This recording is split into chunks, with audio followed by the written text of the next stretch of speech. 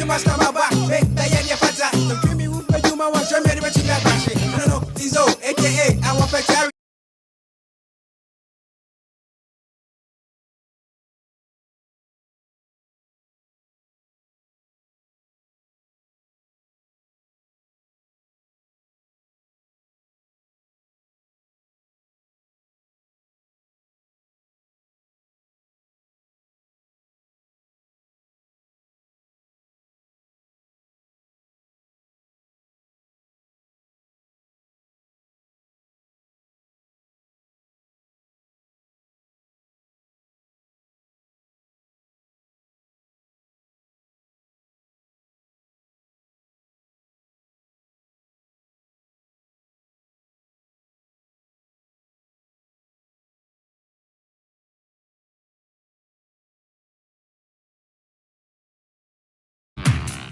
Citi News.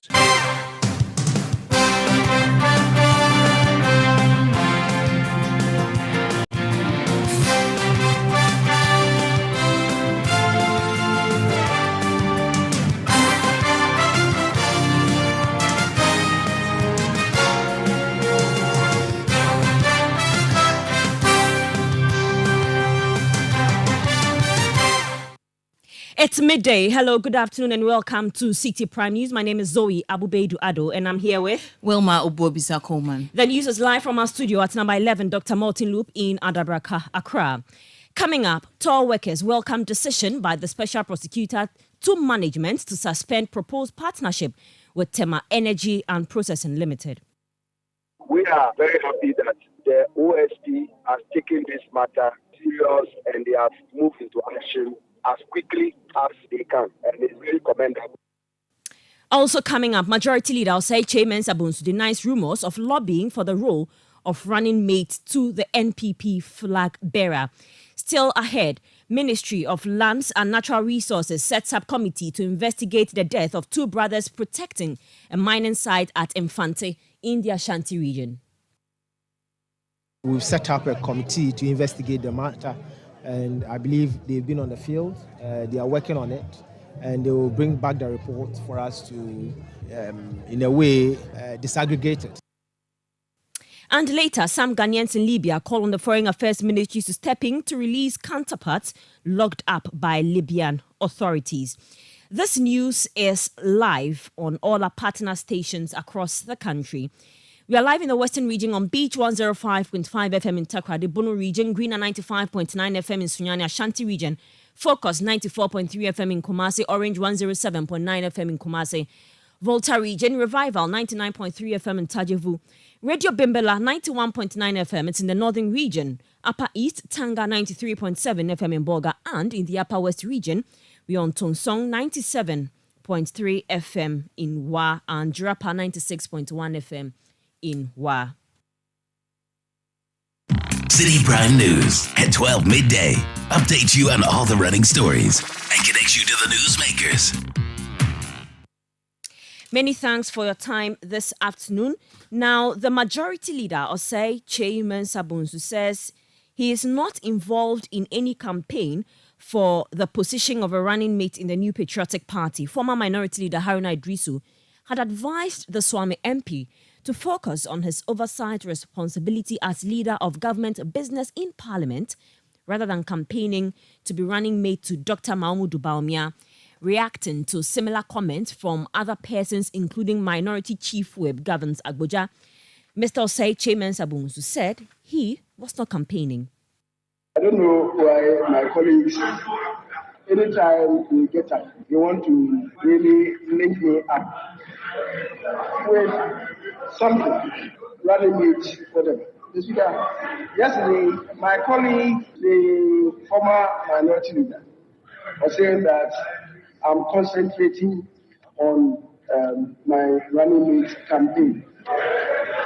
Let me state it here clearly that there is no contest for the position of a running mate, and I'm not involved in campaigning for running mate position. It should be loud and clear.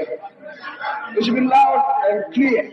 And My colleague should also not involve himself in conjectures. He says, I probably voted for the vice president of my constituency. What has that got to do with the budget? Mr. Speaker, finally, let me draw my colleagues' attention to the import of Order 93.3, one relevance, and also involving the conduct of a member of parliament. We should stray away from that. The budget debate is very substantial, and I know you are capable of debating. Don't involve yourself in extraneous matters unrelated to the budget.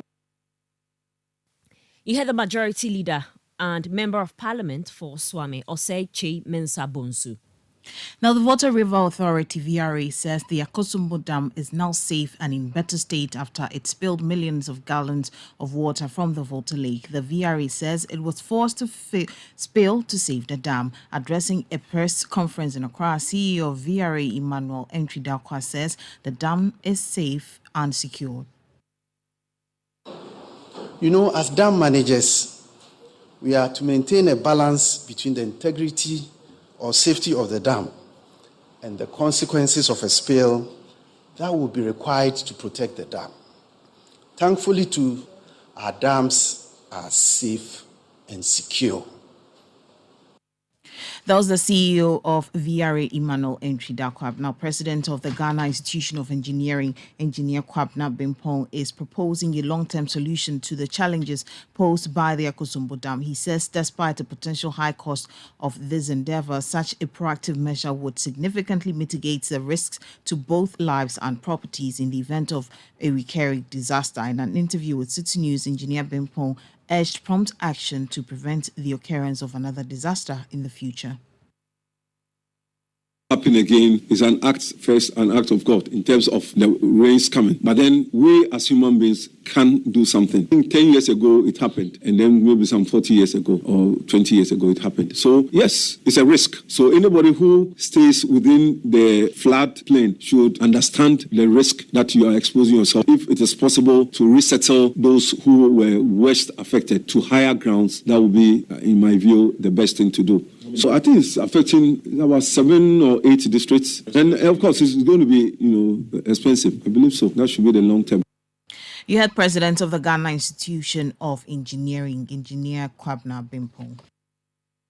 Now, a considerable number of Ghanaians are currently in detention in different prisons throughout Libya. Calls are being made for the Ministry of Foreign Affairs to step in and take action to facilitate the release of these individuals back to Ghana. Henry Yeboah, originally from Doma-Hinkro in the Bono region and presently residing in Libya, has told Citi News his brother is among those held in Libya. He wants the Ministry of Foreign Affairs to collaborate with the Libyan counterparts to ensure the safe return of the detained Ghanaians. He highlights the treatment experienced by Ghanaians and other Africans in the country.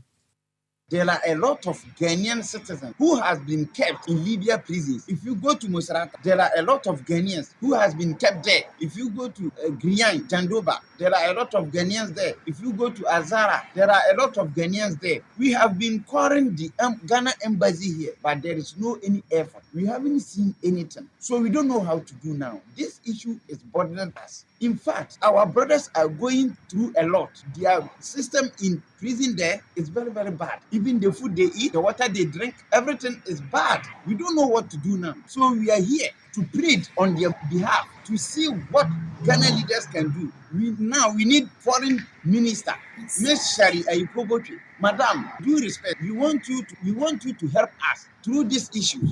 There are a lot of people dying in prison. Ghanaians are suffering. We don't know what to do now. Different countries are there to rescue their people. There are a lot of countries which have been rescued their people. But even Ghana, we don't know what to do now.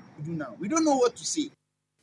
So that was Henry Yeboah. He's a Ghanaian residing in Libya, speaking to Citi News on the issue of Ghanaians locked up in Libyan prisons. We'll go to the House of Parliament, where the majority says government has invested about 16 billion Ghana cedis into improving the road infrastructure of the country since 2017. Many Ghanaians across the country have taken to the streets within the last few weeks to demonstrate over the poor state of their roads, with calls on the government to fix them. Debating on the 2024 budget, the chairman of the Roads and Transport Committee of Parliament, Kennedy Osei-Nyarko, says government's effort towards addressing the poor road network in the country is unprecedented. So far, within the 7 years that the Kufuor government has been in power, how much the government have pumped or invested into the sector? It's about 16 billion. This is the highest any government in our history has ever made into the road sector.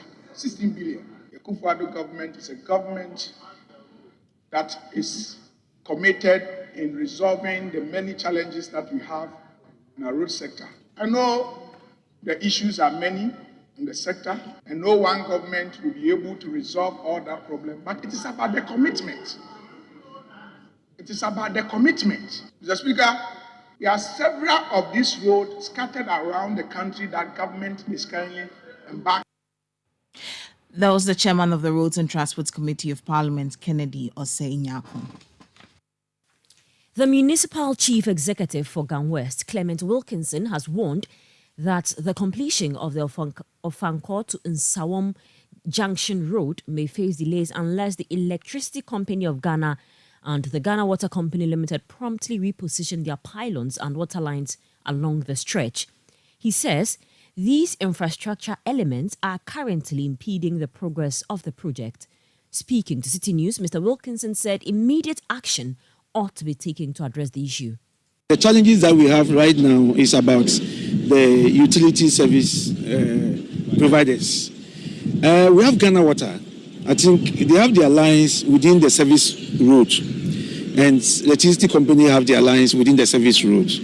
And what is bothering right now, we are doing these footbridges, and wherever you see the footbridge, if it ends at the pylon, under the pylon, then they can't do anything because the pylon is there. And this is laying on this road. Yes, I'm pleading that they should do their best for us. So that was the municipal chief executive of Gan West, Clement Wilkinson. Now, the Ghana Cocoa Board has debunked claims by the minority in Parliament that its chief executive, Joseph Boahin Edu, misled the public about its cocoa forward sales. In a statement issued on Wednesday, Cocoa Board explained that it employed a diversified approach to cocoa sales, utilizing forward, spot and prepayment strategies, describing it as a deliberate strategy aimed at price risk mitigation and stock management. It further noted that contrary to the impression conveyed, the allocation of 338,600 metric tons of cocoa as a guarantee for the syndicated loan does not imply the remaining quantity had been exclusively sold at spot prices. Now, management of the Ghana Water Company Limited embarked on a nationwide revenue mobilization exercise from Monday to retrieve all arrears owed by customers. As part of the exercise, task force in the various regions and districts will disconnect all categories of customers whose bills are in arrears, and disconnected customers will also be made to pay their bills in full together with reconnection fees before they are reconnected. Let's go on to the phone lines now, speak to the Public Relations Officer of the Ghana Water Company Limited on how the exercise has been so far. Good afternoon, sir.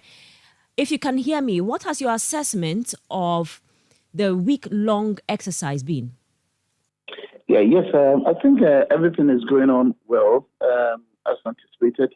We have been on the field since Monday, and we are collecting our monies and doing the disconnections where we have to do that. So far, it's been good. The cooperation has been good. And our expectation that everybody will cooperate with us, because it's essential that we pay our bills so that the utility can have enough resources to serve the same customers very well. So far, it's been good. we've had all manner of issues. I mean, we've had some challenges, but I think it is expected. Okay. So everything's fine. Yeah.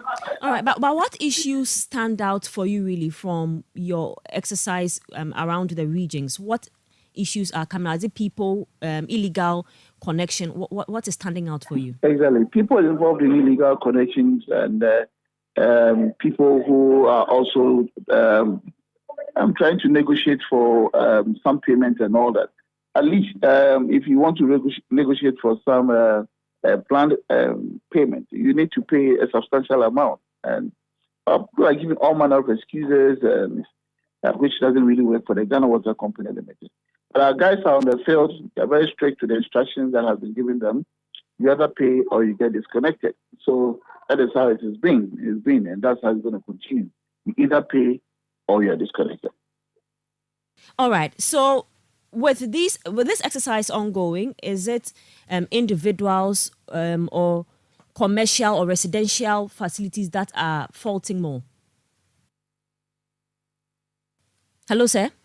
I say all categories of our customers are liable. Whether you're industrial, domestic, or whatever, you shouldn't owe. If you are owing, you will be disconnected.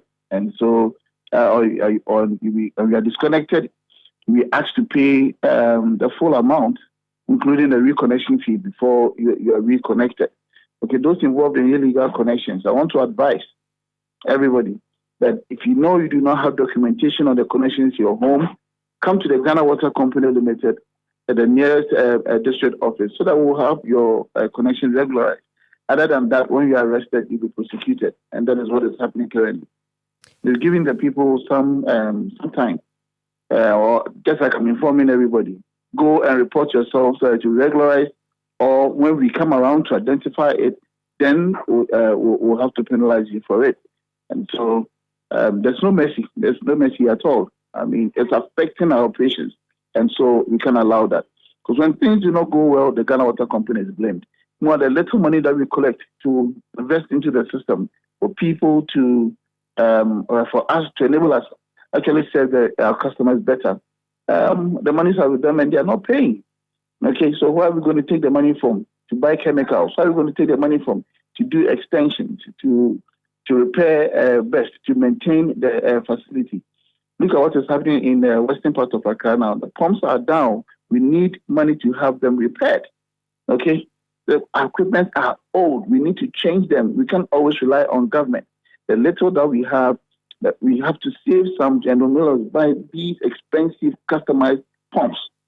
You understand? The last one we changed at Tamabusta Station, we had to pay 11 million euros from our internally generated funds. Okay, so where are we getting this money from? It is the little money that we collect, the 100, the 150, the 200 cedis that we collect monthly. That is what we are using in buying chemicals. That's what we are using in paying energy. We owe the ECG. We are paying them. 40% of our expenditure goes into energy. Okay, now if 40% alone is going into energy, what about chemicals? What about overheads? What about maintenance of equipment and all that? So if it hadn't been for prudent management of the Ghana Water Company Limited, I don't know what would have happened to this organization. We shouldn't fail the GWCL.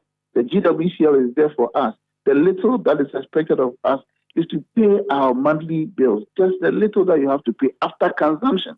It is not even before consumption. After consumption, let us cultivate the habit of adding our utility bills to our monthly budget so that whether you receive your bill or not, at least there should be some amount that you pay on account. Okay. Now we have introduced the customer app. Anybody at all at the end of the month can go onto the customer app to look for, to check on your bills if you haven't received them. And then you can use the same customer app to pay. Okay, if you are doing this, everything will go well for all of us. And then we can serve you better than we are doing now. All right. Mr. Mate, did you have any target in terms of monetary value? We are collecting all our money. Okay, the thing is, it is the indebtedness to the GWCL is affecting our operations. And so we need all the money. We are not targeting anything. We are collecting all our money. If we don't even wait for us to come to you, just walk into the nearest district or regional office and pay. or use the customer app to pay your bill, or use Momo to pay your bill. We have had flexible platforms for our customers. We expect our customers to utilize these platforms to settle their bills so that we don't have to waste more money in chasing this thing. Why should we have a contract? We execute a part of the contract, and then the customer refuses to honor his or her part. It is not fair to the utility, and we must be responsible. We really have to be responsible citizens and do what is expected of us. Let us pay bills at the end of the month so that the utilities can also survive. Right. Thank you very much. Mr. Mate, you briefly mentioned the issue within the Accra West area. How soon are customers there going to get constant supply of water? Yes, we have our equipment and down. We had to repair them, and 48 hours after repairs, it had to go down again. Now the standby pump is also giving off. So it's a whole lot of challenge. There's a whole lot of challenges that we are faced with currently, but we still. Hello, Mr. Mate.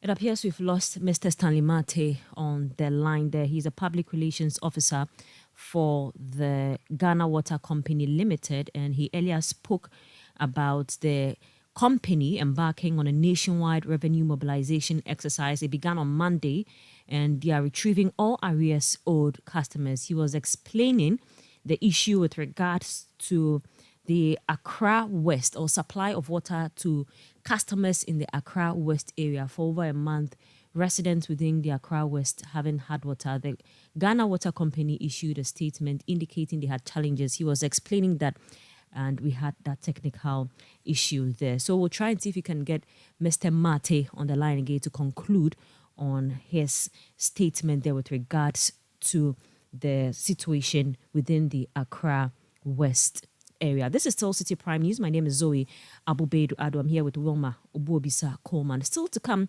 workers of TOR welcome directive by the Office of the Special Prosecutor to suspend, or for management to suspend, proposed partnership with the Torrentco Asset Management Group. We'll bring you details of this story very shortly. Please stay with us. Citi Prime News at 12 midday. Update you on all the running stories and connects you to the newsmakers. Ajwapa, what's all this condom business?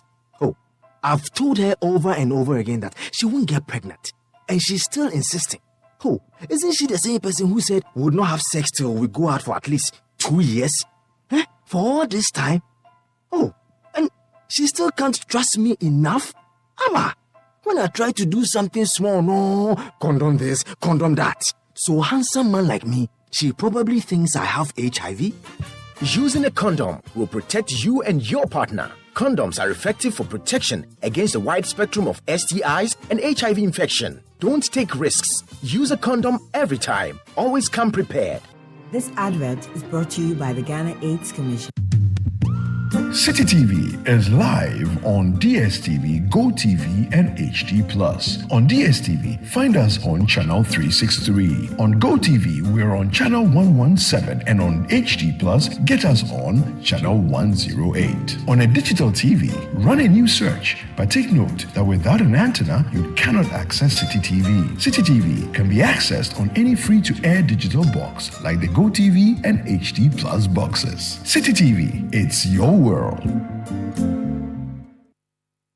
Citi Prime News at 12 midday.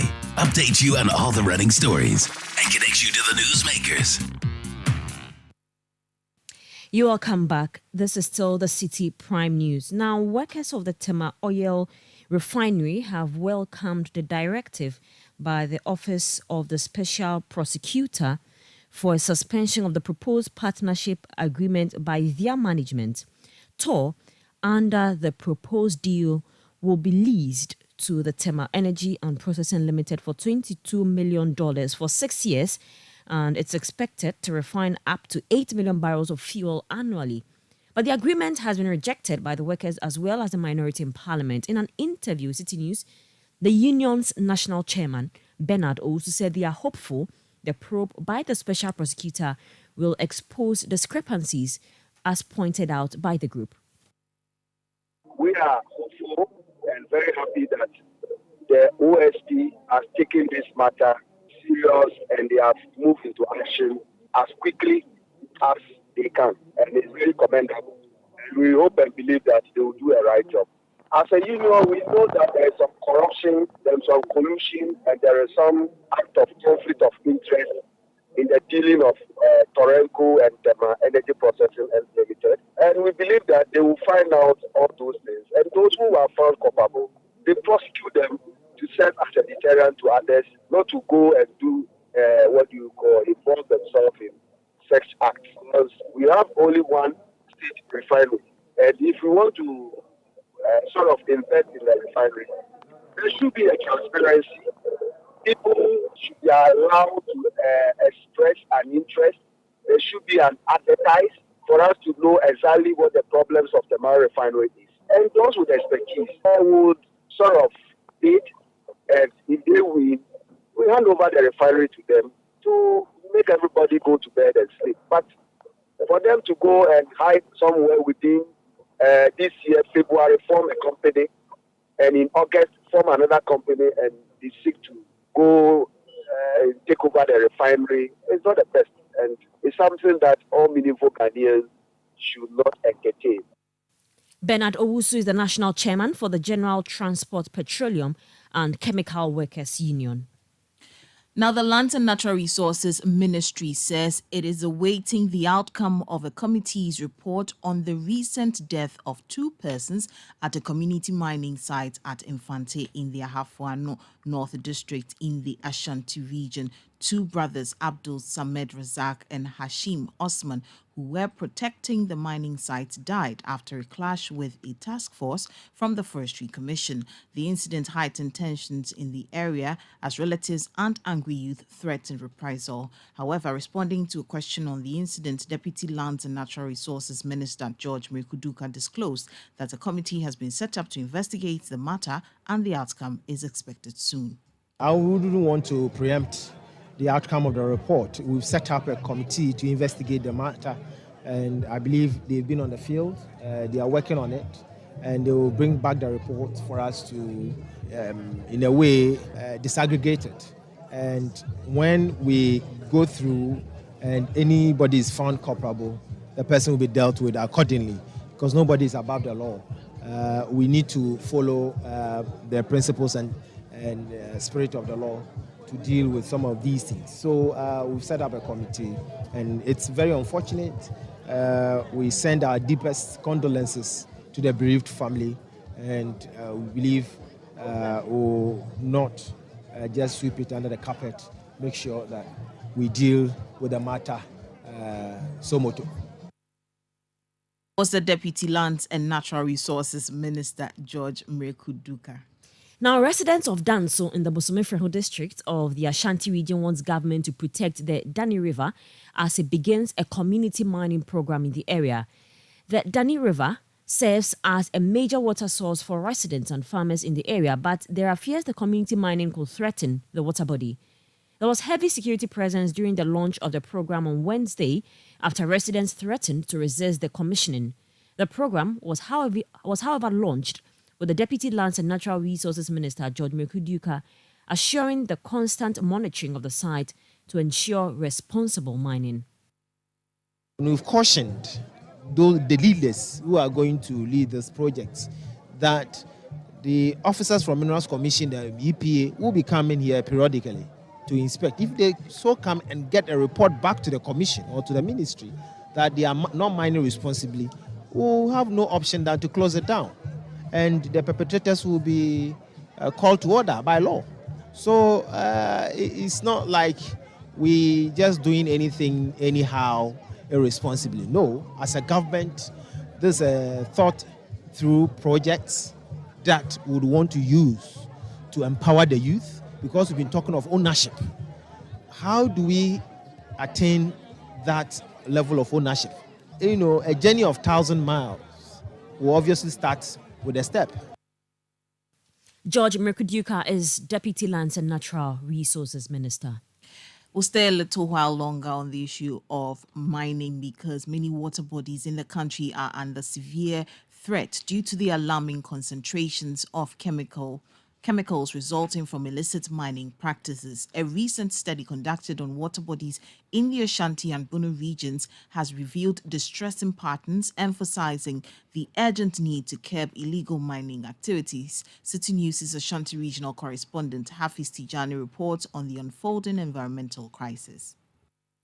Researchers from the chemistry department of the Kwame Nkrumah University of Science and Technology conducted an extensive examination focusing on water quality in Echumamponia in the Ashanti region and Kenyase in the Bono region. The study's outcome underscore a significant deterioration in water quality within major streams, primarily attributed to the adverse impacts of illegal mining and logging activities. Professor Konsa Ansa, representing the chemistry department at KNUST, elaborated on the findings, urging swift intervention to curtail these detrimental activities. The best is that, water, as I said, is life, and we can't compromise the quality of water.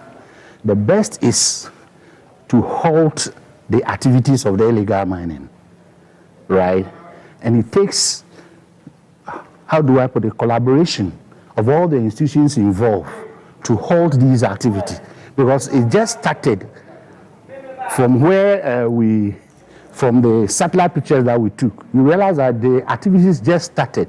So if it's curtailed now, it will be better than to wait till the situation degenerates. Right. So I think the best is to stop the illegal mining activities, logging within the basin of the two streams. During a stakeholders meeting in Kumasi to discuss the study's revelation, concerns were raised about the absence of a comprehensive government policy to completely eradicate illegal mining activities. What is very clear is that there are conflicting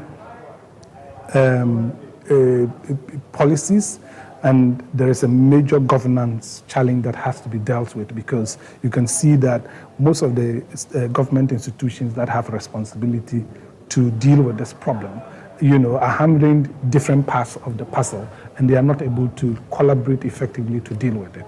And so one of the big takeaways is that you need to ensure that there's enough institutional collaboration between the key state institutions that have responsibility to work with communities and community leaders like Chief to ensure that we are able to deal with this problem. The other one that came up, and it's an issue that is known, it's just that part of the challenge of dealing with it is because it has also become a political issue. It's become a political issue, and therefore until you deal with the political issue, it's very difficult to even deal with some of the governance challenges, because a lot of the people who are leading this process of causing this harm to the environment and to the communities are also politicians. And it is important, and we know why politicians are interested in places and in sectors like the mineral sector, because there's a lot of money and they need the money to finance their political activity. Traditional leaders expressed dissatisfaction with the various government strategies employed against illegal mining activities, deeming them regressive. Chief Nana Ejemenu Ababio of Nchensin Krom in Yinehini urged the government to enhance the appeal of farming to the youth as a means to dissuade them from participating in illegal mining activities. So there are certain strategies that the government has to use to lure the youth into farming. For instance, there can be strategies like giving the youth the farming inputs, which is very difficult to come by. Not to forget the capital, because when you want to go into farming, you need capital which would help you to embark on the farming. But in this country, it is difficult to come by the capital, especially when you go to the banks for loans. It's not easy to get. So these are the pertinent things that the government is supposed to give to the youth, so that to entice them into the farming. The Resource Conservation Initiative, RESCONI, a non-profit organization dedicated to natural resource and environment governance, is intensifying efforts to raise environmental awareness. Their goal is to mobilize local authorities and citizens in the fight against the degradation of water bodies and forest reserves. The report was filed by Citi News' Ashanti regional correspondent Hafiz Tijani. A professor from the Department of Pathology at the Kwame Nkrumah University of Science and Technology has revealed that children exposed to calamity-induced mercury and heavy metal pollutants absorb a staggering 90%, far surpassing the 15% absorbed by adults, posing severe health risks. Speaking at a workshop in Takwa on artisanal and small-scale mining's impact, Professor Paul Poku Sampane Osei urged an end to mercury use in mining, emphasizing its detrimental effects on children's cognitive functions. Citi News' Western Regional Correspondent Akwesi Jenim reports from Takwa. The focus on combating galamsey has predominantly centered on water bodies and forests. Professor Paul Poku Sampane Osei, during a Takwa workshop on artisanal and small-scale gold mining, highlights the life-threatening damage to children caused by mercury and heavy metal accumulation from galamsey activities. Prof. Osei stressed the urgency to address this issue. Speaking to Citi News, he shares research findings indicating that children are more adversely affected by mercury pollutants than adults. We try as much as possible to reduce, or even if it is possible, not to use these heavy metals, because they bioaccumulatively get into our body, and then when they do that, that is where they cause problems for us. It can also get into the air where we breathe in, and they sometimes find themselves into the food chain, especially cassava. Any other, a lot of these are this and like cocoyam, any other food that we eat, that we consume. When we consume them where they have this mercury or this heavy metals, can cause so much harm, especially in children. Children are said to only, in fact they actually they digest and assimilate as much as 90% of all these metals that they sort of ingest in their system. Unlike adults, when we ingest them, we digest and also we actually absorb only about 15% of them. But in children, that's where the problem is. And in children, can also affect their brain function, that's the cognitive function, and so on and so forth. Stephen Yabua of Commodity Monitor, advocate for mercury-free gold processing technology, introduced miners in Takwa to the mercury-free gold catcher as a safer alternative.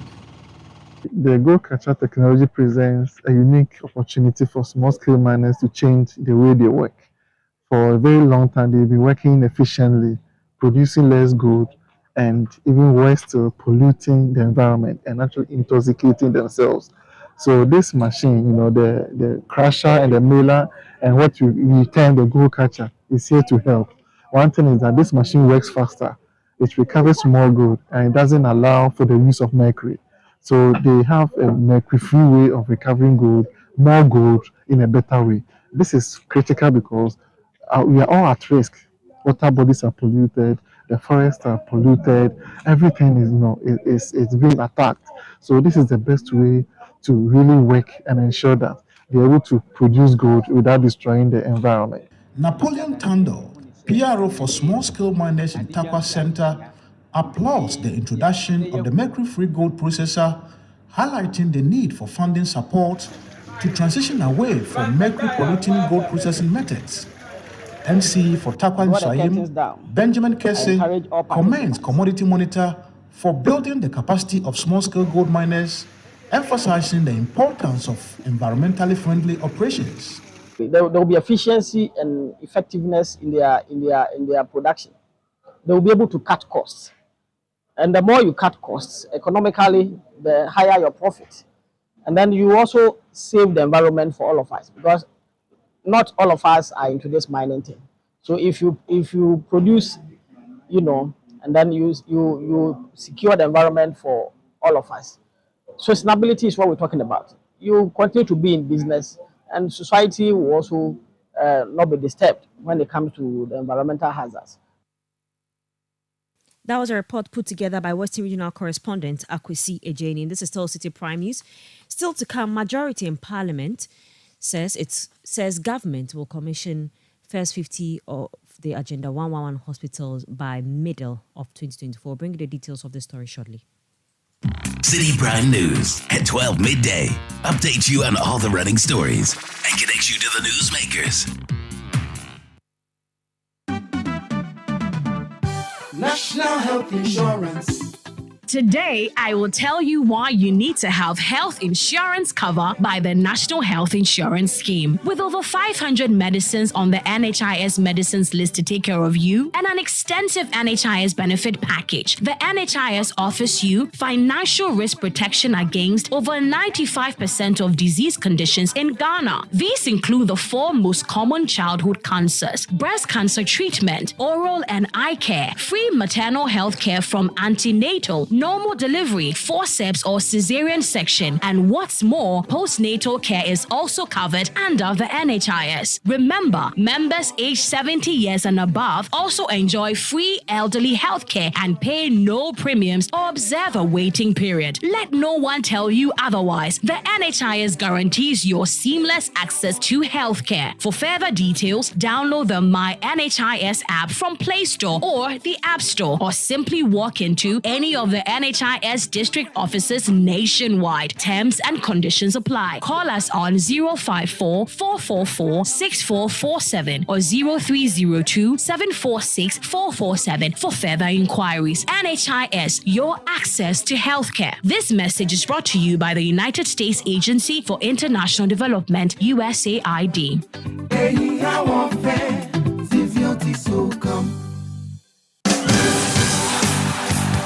The Premier League returns and the Citi sports team is back on the road. This Saturday, join us at the Blackberry Lounge in Community 18 Spintex for an action-packed day of Premier League football. We begin at 12:30 p.m. with a showdown at the Etihad as Manchester City and Liverpool meet for the first time this season for bragging rights and the chance to go top of their table. That's Alexander-Arnold, a lovely fist. What a ball by Nunez. Salah!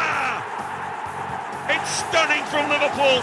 Here is Alvarez. Haaland, 3-2. Bundled over the line, but that is a terrific move from City. We then go to the St. James's Park. Newcastle host informed Chelsea as both sides seek to end weeks of disappointing performances. Now Gallagher tries the shot. Great save. The rebound turned in by Nick Jackson. 3-3 at Stamford Bridge. We finish off in West London, where Arsenal travel to the G-Tech Community Stadium to face Brentford in a London derby as the Gunners hope to stay in the title race. Saka climbs and it's in. Join us as we enjoy great food, exciting football, and good vibes. The EPL Roadshow on Citi FM is powered by the Citi Sports team.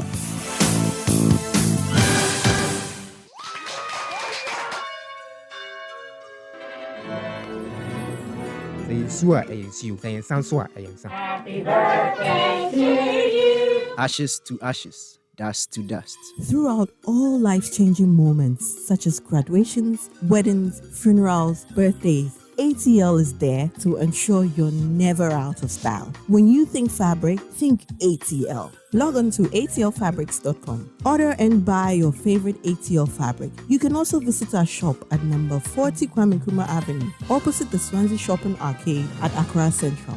Also available in leading fabric dealer shops in Accra, Kumasi, and Cape Coast. ATL, bringing fabric to life. Citi Prime News at 12 midday. Update you on all the running stories and connect you to the newsmakers.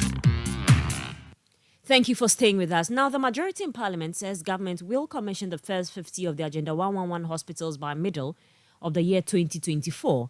The initiative, inaugurated by President Akufo-Addo on August 17, 2021, aims to construct a total of 111 district hospitals throughout the country to improve access to healthcare.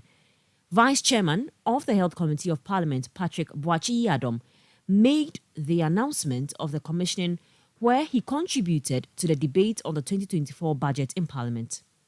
Mr. Speaker, by middle of next year, I'm not bragging, we will commission the first 50 of these Agenda 111 hospitals. I think it's a good news because my friend has a hospital in his constituency that is seriously making progress. It's in Isa, in the Dafiama Busia Isa constituency. And he is a happy man because he's proud as a medical officer. He's going to get a good facility in his constituency. When the hospitals are completed, not only will it provide jobs for thousands of health workers, doctors, nurses, and what have you, it's also going to open up businesses in the districts. The hospitals will run 24-hour service, Mr. Speaker. I said the hospitals will run 24-hour service, Mr. Speaker. Vice Chairman of the Health Committee of Parliament, Patrick Boachi Iyadom. Now, the woodworkers in the Sokoban Wood Village Enclave in Kumasi are urgently seeking the assistance of the Metropolitan Assembly to avert a potential conflict with traditional authorities over a piece of land. Tensions escalated when alleged armed land guards, reportedly hired by a local chief, vandalized sheds at the Sokoban Wood Village's new site on Tuesday, heightening tension in the enclave. Citi News' Middle Belt Bureau Chief Edward Opomafo has more in the following report. The Sokoban Wood Village Enclave, a long-standing hub for wood products in the Ashanti region, has been a key employer for thousands over the years. Due to congestion at the current site, the woodworkers' leadership approached the Kumasi Metropolitan Assembly requesting the preparation of land behind their current location for expansion. They assert that the Asantini designated the land as a new site for the Wood Village Enclave. Following unsuccessful attempts to have the assembly construct sheds on the new site, addressing congestion, the woodworkers took matters into their own hands. Unfortunately, alleged armed land guards opposed their efforts, destroying the sheds on the disputed land. The woodworkers claim a local chief asserting ownership of the land hired the land guards to facilitate the allocation of the area to private developers. So yesterday we were at a meeting when we had a call that some land guards were here trying to pull the structures down. We tried calling the Askwa Municipal Divisional Police Commander because before we started, we informed him that we are going to start the work. He gave us the go-ahead that we should go. In case of anything, we should inform him. So we tried calling, but his line was busy. It seems he was making an important call, so we couldn't have him. And we called other officers over there that they should get us the task force so that they will come and calm the situation over here. But we couldn't have them. But the guys at the market came and they had talks with the land guards. They left. Later in the evening, they came back. They were well armed. Which people? The land guards. They were well armed. So there is nothing we could do because we were holding nothing. And we can't just confront them with our bare hands. So in that case, what happened? So they came with a machine and pulled down the structures. These are the structures over there. We were able to erect 3 modules that contains about, the one module contained about 26 sheds. And the single module over here, they pulled everything down. And the one over there too, they pulled it down.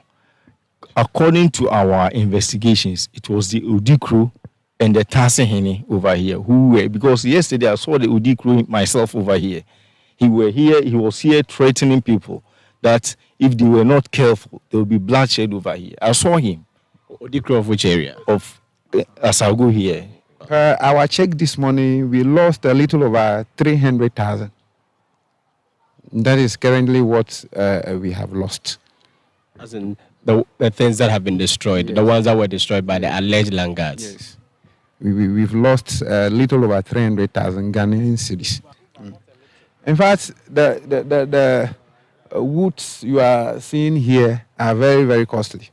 The woodworkers appealed to the Kumasi Metropolitan Assembly for urgent intervention to resolve the issue. All these issues are happening due to KMS. Yes, because KMS delayance. They were those supposed to do this. Because if it were KMS who is putting up these structures, all of these things wouldn't have happened.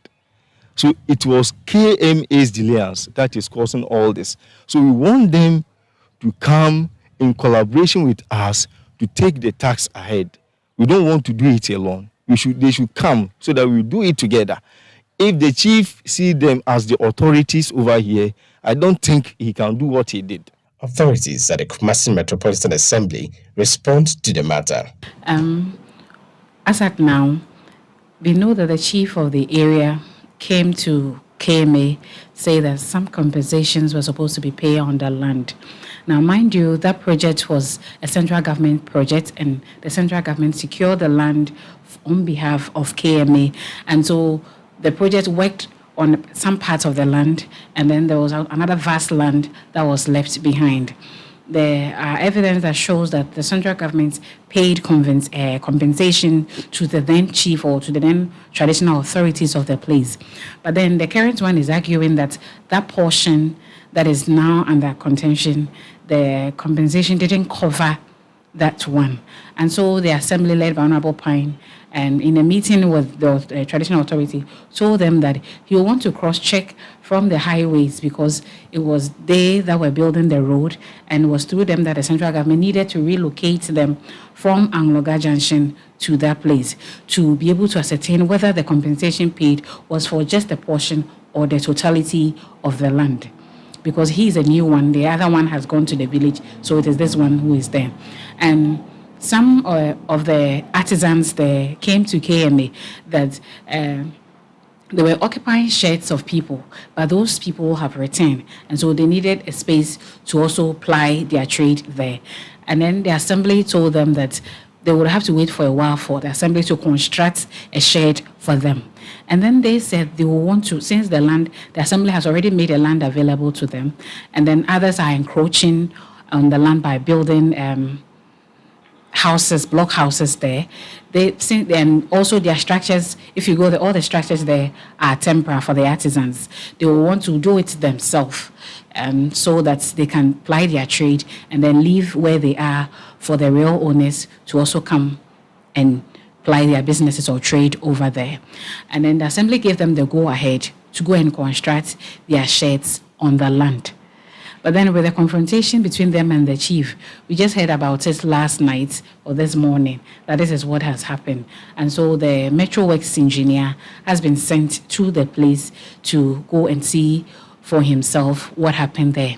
And the construction by the artisans they were to be supervised by the special planning development officer, formerly town and country, that's how we call them, to see whether the measurements and other things meet the standard and all the safety precautions so that in case of any eventuality, it can be averted. And so they are not building or they are not reconstructing the temporary structures on their own, but then KMA gave them the permission, and then also conversations with the chief is still ongoing to ascertain from the roads ministry or highways whether the compensation was just a small to a small portion or to a larger part of the land. Then the assembly will also know how to route its concern through the RCC, then to the central government now. The woodworkers here at Sokoban Wood Village are called on relevant stakeholders to intervene in ensuring that this matter does not escalate. For Citi News, I'm Edward Upon Marfo, Sokoban Wood Village, Ashanti region. Now, a member of the Dr. Mahmoud Bawumia campaign team, Dennis Miracle Sabuaji, wants the National Democratic Congress to provide clarity on its 24-hour economy proposal. The NDC flag bearer, John Mahama, has indicated that the policy is based on a comprehensive approach that encourages and incentivizes businesses across various sectors to adopt 24-hour operations. But Dennis Miracle Sabuaji believes the proposal is already in force, hence the need for further explanation. What the former president should do for us is that maybe we lack clarity and understanding of exactly what he means by he's come up with an idea and is going to run 24 hours.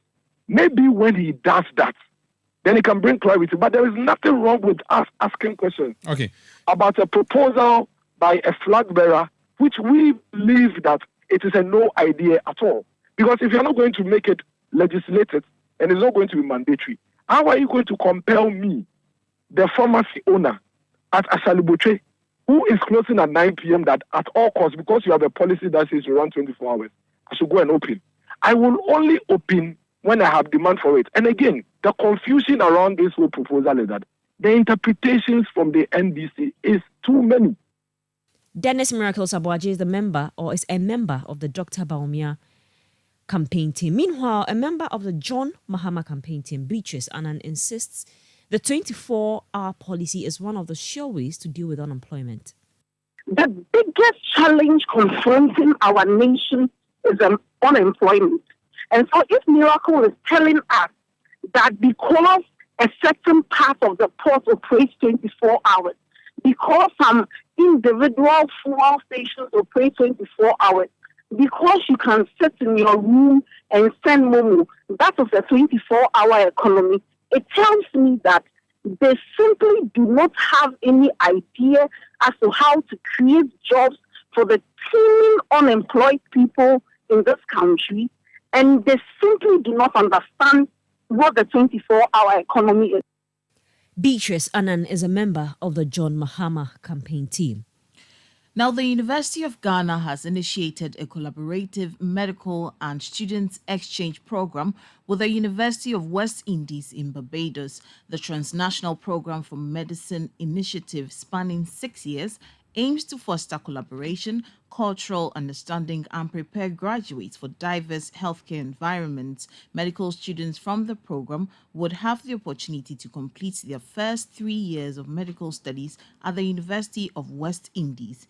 In an interview with Citi News, the Vice-Chancellor of the University of Ghana, Professor Nanaba Apia Amfo, highlighted the positive impact on students and faculty, emphasizing the program's innovative contribution to developing human resources capable of enhancing healthcare delivery not only in Ghana but globally.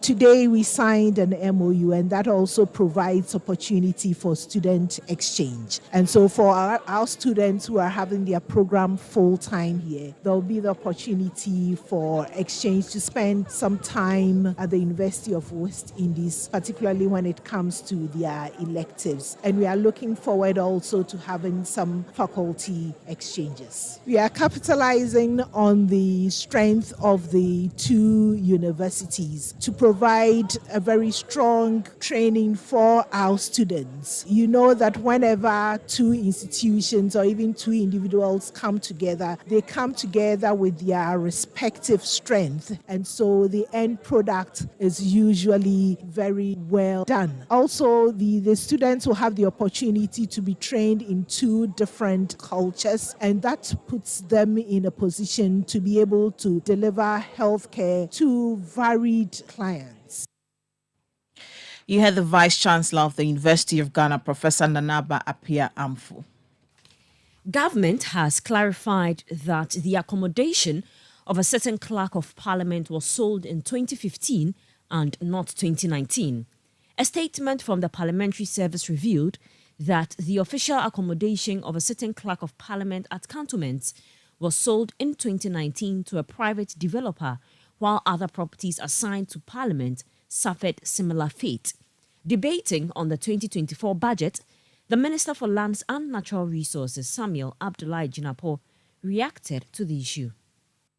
Mr. Speaker, UNESCO land is not being sold. UNESCO is in possession. And Mr. Speaker, as I said, that in many cases, Mr. Speaker, when they make the claim that a particular land is being sold under a particular administration, when you go into the records and you make the inquiry, you find the country. Mr. Speaker, I'll give an example. Not too long ago, it was said that the accommodation or residence of the Clerk of Parliament was sold in 2019. Mr. Speaker, I want to submit to this House, a House of record, and I want Hansa to capture it, that my checks at the Lands Commission suggest that the Clerk of Parliament's accommodation or residence was sold in 2015 and not 2019.